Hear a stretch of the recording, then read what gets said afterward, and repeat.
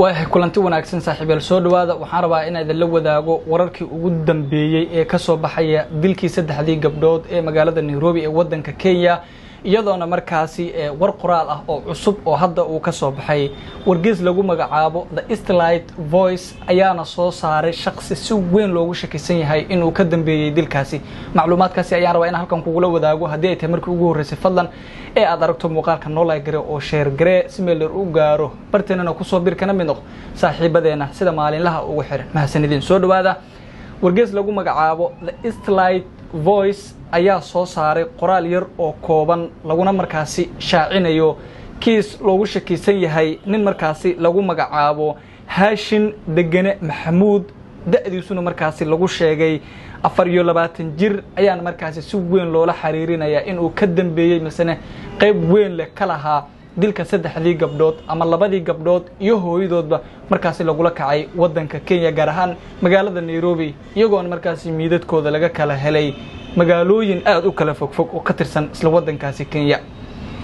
macluumaadkan ayaa marka uu soo shacbaxay waxa durbadiiba uu qabsaday baraha bulshada iyadoona si weyn markaasi looga hadlayo dilka saddexdan gabdhood oo markaasi lagu kala magacaabo iyadoona markaasi lagu sheegay saddexdan dumar Aamino Cabdirashiid iyo waliba sidoo kale Warsan Daawud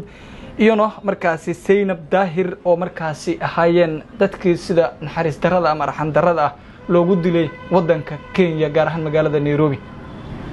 Haashim ayaana qaybta dambe baariska ee CID-da wadankaasi Kenya ee markaasi ay sheegeen in markaasi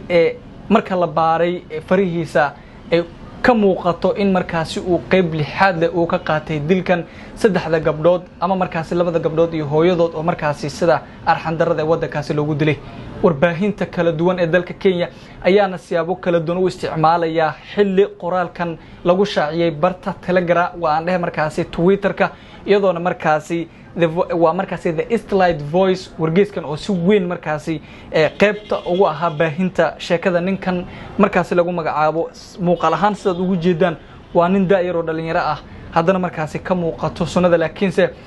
maanta dalka Kenya si weyn ay hadalhayn balaaran ugu dhaliyay waana arinta la yaabka ku noqotay dadka Soomaaliyeed iyo waliba sidoo kale guudaan dadka Kenya ku dhaqan kadib markii uu soo shacbaxay ayaana lagu yiri qoraalkan iyadoona markaasi aysan si sax ah loo xaqiijinin in uu markaasi uu geystay dilka qayb uu ka yahay lambarada ama tirada dadka halkaasi markaasi falkan ka dambeeyay laakiin wali waxa socota ayaa lagu yiri qoraalka baaris dheer oo ku aadan ninkan maadaama si weyn loogu shakisan yahay oo markaasi farihiisa CID-da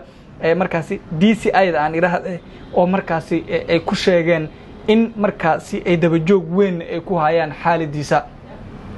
maalmihii u dambeeyay magaalada Nairobi wadanka Kenya dibadbaxyo balaaran oo si weyn loogu soo horjeedo ayaa ka socday halkaasi si markaasi loogu hortago dadka falalka noocaas oo kala geysanaya Soomaalida halkaas ku dhaqan ayaana si weyn markaasi ugu soo horjeestay xaaladda halkaas laakiin hadda ayayna u muuqataa in mar kale si weyn u soo shacbaxaya kiiska saddexdan gabdhood ee halkaasi dhibaatada weyn ee markaasi kala kulmay wixii warar kale ka soo kordha kiiskan barteenan Facebook ee halkan idinku la wadaagi doonaa si share gare muuqaalka oo meer dhanal gaarsiin mahadsanidin si cadaalad ay ugu helaan gabdhaha Soomaaliyeed